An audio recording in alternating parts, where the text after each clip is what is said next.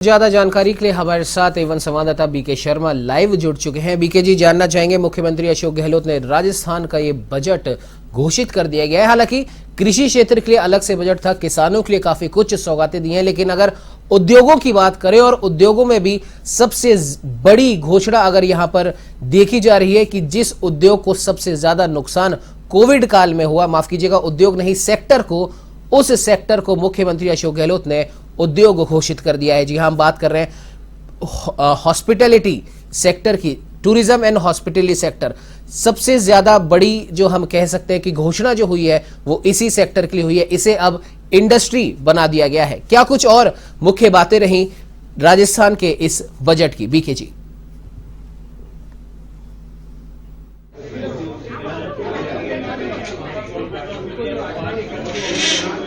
उमंग, ये गहलोत सरकार का पूर्णकालिक बजट है और ये समझ लो कि लगभग आखिरी बजट है। इसके बाद है अगले साल तो चुनाव है, इसलिए इससे बहुत सारी उम्मीदें थी और इसमें ये 3 घंटे तक एक मैराथन बजट था और इसमें तमाम घोषणाएं थी। जो कृषि बजट को अलग से भी इसी में, हालांकि वो इसी का पार्ट था, लेकिन कहा गया है कि वो अलग घोषित किया गया है। तो बहुत सारी इसमें प्रावधान है और शिक्षा के ऊपर बहुत ज्यादा जोर दिया गया है। आप बताइए कैसा रहा आज का ये बजट? शिक्षा के क्षेत्र के लिए बहुत अच्छा बजट रहा है। कई नर्सिंग कॉलेजेस की स्थापना के लिए मुख्यमंत्री ने घोषणा की है। 1000 जो स्कूल हैं उनको डेवलप किया जाएगा।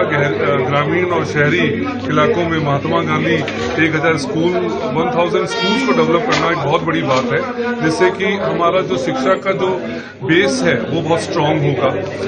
400 करोड़ का प्रोजेक्ट जयपुर में JLN मार्ग पे डेवलप करने के लिए कहा गया है। तो ये सारी जो चीजें हैं ये शिक्षा को बहुत ही आगे बढ़ाती है। मैं मानता हूं कि 3 महीने का जो ब्रिज कोर्स है, कोविड के कारण स्टूडेंट्स का बहुत नुकसान हुआ, बट 3 महीने के ब्रिज कोर्स से स्टूडेंट कवर कर सकते हैं अपना कोर्स। और इसी के साथ मैं मानता हूं कि आने वाला समय स्टूडेंट्स के लिए बहुत अच्छा रहने वाला है। और ये बजट पूरे ही वर्गों के लिए, शिक्षा नहीं, कृषि, इस बार नया कृषि बजट आया है और इसके अलावा काफी चीजों पे बहुत ही अच्छे तरीके से बजट की घोषणा हुई है। आप बताइए सम्मानीय बजट है, हम बजट का स्वागत करते हैं। शिक्षा के लिए माननीय मुख्यमंत्री जी ने काफी अपनी सोच को स्पष्ट रूप से रखा है। उनके उद्बोधन में उन्होंने स्पष्टता से शिक्षा को प्रोत्साहित किया है। बस हमारा आग्रह यही रहेगा, जो उन्होंने प्रोत्साहन देने की बात कही है वो सिर्फ पन्नों पर ना रहे, इम्प्लीमेंट हो जाए, इम्प्लीमेंट होना चाहिए। बालिका शिक्षा को बढ़ावा देने के लिए मुख्यमंत्री जी ने बहुत अच्छा बजट पेश किया है। सावित्रीबाई फुले बालिका महाविद्यालय खोले जाने की घोषणाएं हुई है और 19 जिलों में 36 गर्ल्स कॉलेज खोलने की घोषणाएं हुई है। तो मैं मानता हूं कि बालिका शिक्षा के विकास के लिए मुख्यमंत्री जी ने बहुत ध्यान आकर्षण किया। आप बताइए सर, कैसा रहा बजट? बजट बहुत नफातुल्ला बजट है। शिक्षा और स्वास्थ्य दोनों चीजों का विशेष ध्यान रखा गया है। स्वास्थ्य के क्षेत्र में भी सर चिरंजीवी योजना का बजट बढ़ा के और 10 लाख कर दिया गया है। एजुकेशन के क्षेत्र में भी काफी सारी नई यूनिवर्सिटियां, नए कृषि कॉलेजेस और नर्सिंग कॉलेजेस सर स्वास्थ्य के लिए बहुत बढ़िया है। अशोक गहलोत जी को बहुत बहुत धन्यवाद सर। बताइए, आपने देखा बजट को समझा? सर, मुझे लगता है कि इस बजट से सरकार ने जो भावी अपनी योजनाएं दी हैं प्रदेश के लिए, उससे प्रदेश में उन्नति आनी चाहिए। शिक्षा के क्षेत्र में, स्वास्थ्य के क्षेत्र में, सौर ऊर्जा के लिए, बीज की खपत के लिए जो जो घोषणाएं हुई हैं, अगर उन पर इम्प्लीमेंट होता है तो डेफिनेटली इसका लाभ मिलेगा। अजय जी हमारे साथ देखा जाए तो इस बार का जो बजट है, मुख्यमंत्री जी ऐतिहासिक बजट दिया है और इस बजट के अंदर तकरीबन सभी चीजों का सम्मानित किया है इन लोगों ने। जो हमारी इंडस्ट्री की डिमांड हुआ करती थी, हम अगर कहें पर्यटन सेक्टर के अंदर हम लोगों ने उद्योग दर्जे की लंबे समय से डिमांड चल रही थी कि इसको उद्योग का दर्जा दिया जाए, उसको इन लोगों ने सम्मिलित किया गया है। स्टाम्प ड्यूटी के अंदर, रियल एस्टेट के अंदर काफी चीजों को सम्मिलित किया है। जो कह सकते हैं एग्रीकल्चर से इंडस्ट्री में जब कन्वर्ट करने के लिए जो कन्वर्जन शुरू रखता था, उसको इन्होंने पूरी तरह से माफ किया गया। तो छोटे से लेकर लेकर के बड़े सेक्टर तक सभी चीज़ों का हमने इसके अंदर सम्मिलित किया गया है। इस बार का जो बजट लगता है काफ़ी हद तक संतुलित और बहुत प्रदेश को आगे बढ़ाने वाला एक बजट लगता है। प्रशांत युवा उद्योग हैं, क्या कहिए हरा बजट? काफ़ी अच्छा था इस बार। पिछले बजट जो था बहुत अलग और बहुत डिफरेंट था अपने आप में, जो पहली बार पेश किया गया है। कृषि बजट को लेकर मेरे को काफ़ी उम्मीदें थी और वो पूरी हुई हैं। और मेरे एमएसएमई को लेकर थोड़ा सा शंका थी। एमएसएमई को लेकर इन्होंने ज़्यादा घोषणाएं नहीं की, क्योंकि निराशाजनक है। घोषणाएं अच्छी करनी चाहिए और ज़्यादा होना चाहिए। अरुण जी, क्या हाईलाइट्स?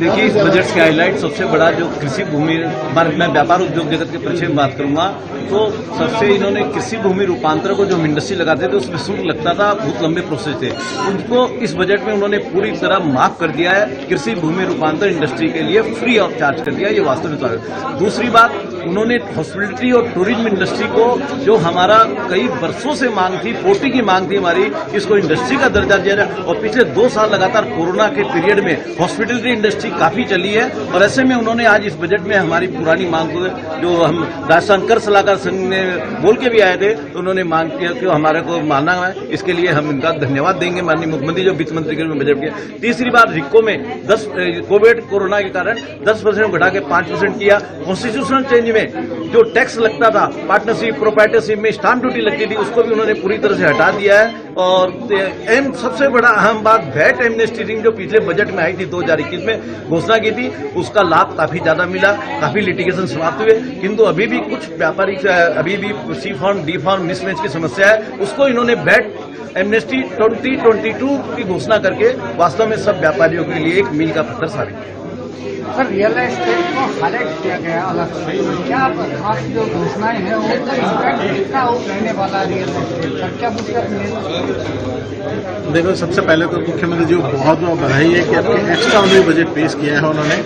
और रियल एस्टेट की बात करें, जैसे ये एग्रीकल्चर की बात करें, इनको अलग अलग सेगमेंट वाइज कवर किया है। रियल एस्टेट के लिए स्टैम्प ड्यूटी को बहुत विशेष महत्व दिया गया कि आज ओल्ड एज वाले जो 60 साल से ज़्यादा वाला कोई जमीन खरीदता है, मकान खरीदता है, 1% की उसे छूट पहली बार दी गई है। रजिस्ट्रेशन चार्जेज में 50% छूट दी गई है।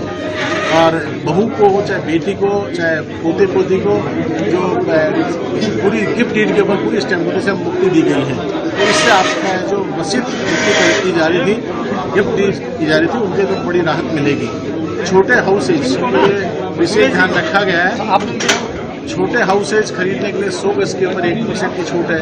50 गज तक का कॉमर्शियल कोई प्रॉपर्टी है उसके ऊपर 1% की छूट है। आपके जो 31 मार्च 2022 में खत्म हो रही थी 50 लाख तक की कोई मकान खरीदने के ऊपर छूट थी 2% स्टैम्प ड्यूटी की, वो उसे बढ़ा करके 2023 तक कर दी गई है। एमनेस्टी स्कीम जो स्टैम्प ड्यूटी के ऊपर लाए हैं, तो इससे बहुत सारे विवाद जो रियल एस्टेट के चल रहे थे उन पर बहुत कुछ राहत मिलेगी लोगों को। उसके अंदर ब्याज और पेनल्टी की और कुछ जगह मूल स्टैम्प ड्यूटी के अंदर राहत दी गई है। जितने इंडस्ट्रियल एरियाज हैं उसके लिए रियल एस्टेट से संबंधित मुद्दा है ये कि पूरी इंडस्ट्रीज के अंदर कन्वर्जन शुल्क कुछ भी लगेगी। कोई भी इंडस्ट्री लगाए, किसी भी जगह लगाए, तो उसके लिए कन्वर्जन शुल्क मुक्त होने से नए इंडस्ट्रियल एरियाज को बहुत बड़ा राहत मिलेगी। और इसमें एमनेस्टी स्कीम के साथ साथ जो पैकेजेज है नई इंडस्ट्री लगाने के लिए, वो जब बढ़ेगी तो निश्चित तौर से रियल एस्टेट इंडस्ट्री को बहुत राहत मिलेगी। तो 14 ने बहुत सारे सुझाव दिए हैं, कितने सुझाव इसमें माने गए हैं? माननीय मुख्यमंत्री श्री अशोक गहलोत जी का सबसे पहले मैं आभार व्यक्त करना चाहता हूँ, धन्यवाद देना चाहता हूँ कि पोल्ट्री के जो भी सुझाव थे उसमें से 80% सुझाव माने गए थे। और एक खुशी की बात है कि इस बार किसी तरह का कोई टैक्स और कर नहीं लगाया गया है। और एक पिछले 10 सालों से लगातार पोल्ट्री एक डिमांड करती जा रही थी पर्यटक के लिए, तो पर्यटक के क्षेत्र को उद्योग का दर्जा देना अपने आप एक बड़ी बात है, बहुत जरूरी भी था।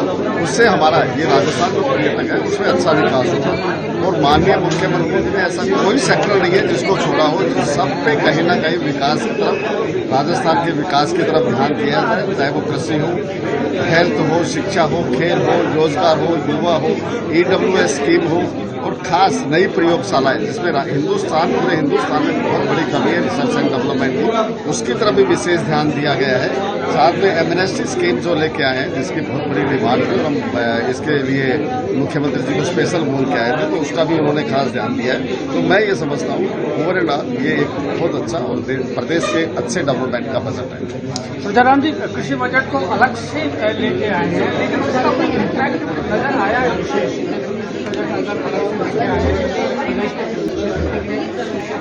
बिल्कुल अलग से नजर तो है ही है, सब कुछ स्पष्ट दिख रहा है। जैसे मैं आपको छोटे छोटे एग्जाम्पल बताऊं, किसानों की जो वास्तव में प्रॉब्लम है, आपको शायद पता नहीं है कि जो आवारा पशुओं के लिए किसान कितने परेशान हो रहे हैं। उनके लिए जो वायर फेंसिंग की पॉइंट को भी इन्होंने टच किया है, और उनके लिए ये गौशालाओं के गाँव में जो अच्छे लोग हैं, जो धार्मिक से जुड़ते हैं, गायों से और से संरक्षण करते हैं, उनके लिए भी उनका अनुदान की व्यवस्था की गई है। इस लेवल तक एक बड़ा इम्पोर्टेंट इशू जैसे ऊँट, हमारा राजस्थान का ऊँट बहुत बड़ी हमारी एक असेट होती है, जिसका आपको पता नहीं है कि वेस्टर्न राजस्थान में लोग ऊँटों से इतने परेशान हो गए कि ऊँट कहीं वो जा नहीं सकते, और ऊँट संरक्षण में वो बिल्कुल खत्म होने लगे। तो उसको भी इन्होंने टच किया हुआ है इस लेवल तक जाके। फिर नहरों की जो सिल्ट निकालनी होती है, उनकी मोटरें खराब हो गई, इरीगेशन का है, पंजाब से जो नहरें आ रही है उनको टच किया है, किसान को वाटर हार्वेस्टिंग के लिए किया है, सोलर पंप के लिए किया है, नहरों के सप्लाई पानी के लिए पूरी व्यवस्था के लिए। तो जो अलग कृषि बजट जो इस बार दिया है, रियली जितनी इन्होंने जो लास्ट लेवल तक जाके टच किया है, तो अगर ये किसी लेवल पे ये 60-70% भी अगर पूरे कर पाए तो किसानों का भाग्य बदल जाएगा, ऐसा मेरा मानना है। डेफिनेटली इसका फायदा मिलेगा।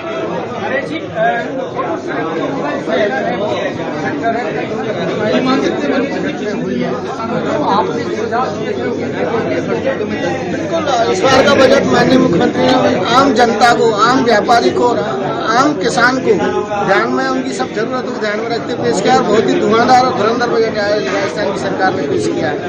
इस बजट का लाभ आने वाले जो चुनाव हैं उनमें कांग्रेस पार्टी को जरूर मिलेगा, क्योंकि इन्होंने एक आम जनता से लेकर के, एक आम किसान से लेकर के एक स्टूडेंट तक का भी इस बजट में इन्होंने ख्याल रखा है।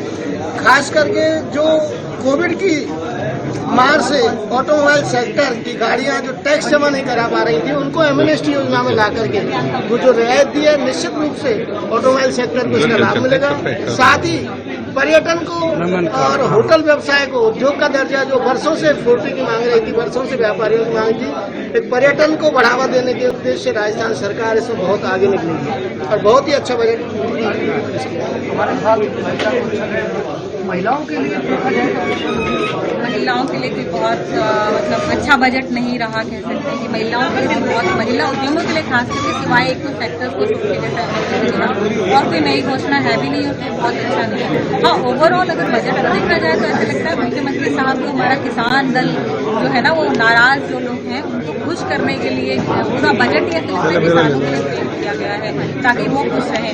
हाँ, कुछ इसके अच्छे हैं, जैसे पर्यटन जो हमारा है उसको बढ़ावा दिया गया, पर्यटन उसमें नई रोजगार, नई फैक्ट्रियाँ